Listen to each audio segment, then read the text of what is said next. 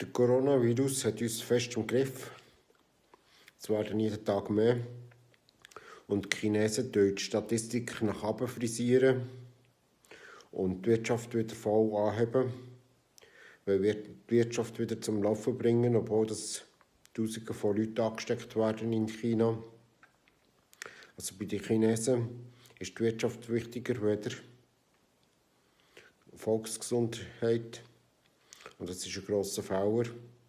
Die Chinesen müssen nach wie vor in der Quarantäne sein.